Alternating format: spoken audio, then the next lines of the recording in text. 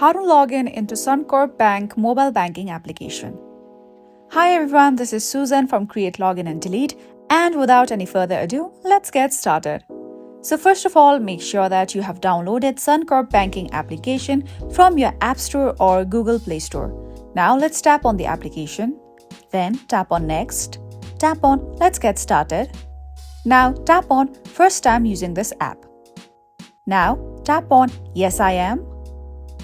Now, in case of terms and conditions, you have to tap on Accept. Now after this, you have to enter your customer ID.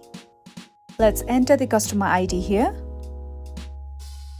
Now you can see the option of token code if you use one. So this is optional. If you have a token code, you can enter that as well. Now you can simply tap on Next and then log in into your Suncorp banking account.